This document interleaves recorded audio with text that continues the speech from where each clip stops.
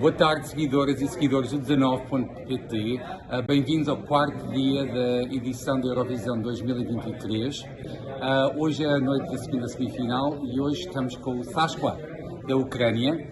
E hoje vamos falar um bocadinho com ele sobre o trabalho dele e a situação do povo LGBT ucraniano atualmente e um bocadinho daquilo que está a passar. So hello and welcome, thank you for joining us. Thank you so much for having me, what a pleasure. My name is Sashko, as has been said. I am with Razom for Ukraine and OGAE Ukraine, here reporting from the press center at Eurovision Song Contest. Yes, and so, you know, something curious happened recently. Since the invasion, there's been progress in the Ukraine in terms of LGBT rights in the Ukraine. I know that Zelensky, I think it was Zelensky, I don't know if it came from him, or if it came from somebody else in Parliament, passed a law promoting greater equality with the LGBT community in the Ukraine. Did that come from a sincere place, or was that in defiance to Russia? Yeah, I'll say two things because they're important things. Because I think right now we're in a time and place in history where we're decolonizing, right? It's decolonization process, and so first thing I'll say is you can, and this is for all your viewers too. You can just say Ukraine, no the needed, because, no, don't be. There's really no apologies necessary. This is a really good thing that you mentioned it, because that is a post-Soviet Union thing, because it was like the Ukrainian part of the Soviet Union. And so because Ukraine is its own country, you wouldn't say the Germany, the Romania, the Cyprus, right? So just Ukraine is perfect. And then as far as LGBT rights, Zelensky's office is the first presidential office in the history of Ukraine that greenlit the idea that LGBT people should have equal rights in Ukraine. Right now, in the Ukrainian Rada, which is our government, for the first time in history, there's a draft of a law for same-sex civil unions. This is huge. This is incredible that this is happening in our country. And so the international support needs to be tenfold in order to make sure that Ukrainian politicians hear from everyone that they must be supported. Let's pause for a second. You can edit this out so that it's too loud.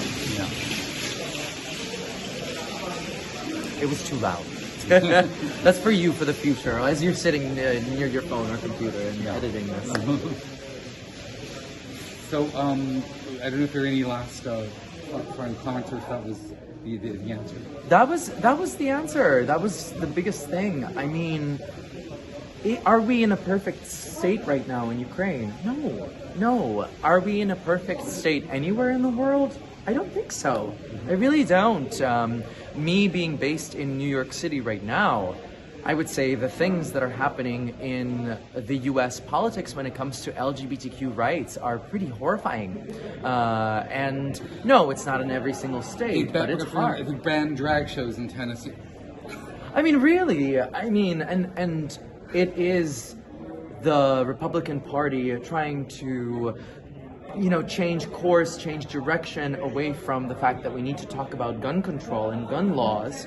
And so they're focusing on the minority, which is what we see across the world. And as a refugee, as a Jewish Ukrainian LGBTQ person, I want to say to all the minorities of the world, we are stronger together. We are the majority when we stand together. So this is a really important message to everyone, that we actually do have a voice and we need to showcase that voice and not be afraid to speak up. Now is not the time to hold back what we have to say. And that's why I say international support for Ukrainian decisions right now are actually very important. They need to see that this is the right path.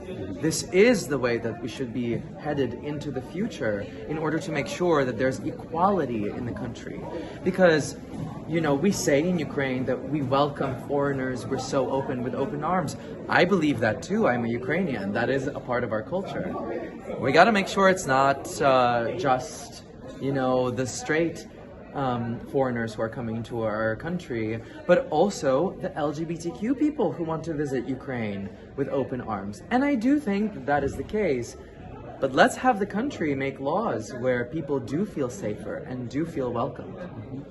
And what about for LGBT people that have had to leave the Ukraine? Some countries, for example, I knew that that Lisbon City Council and the Portuguese government has in place support for LGBTIQ refugees.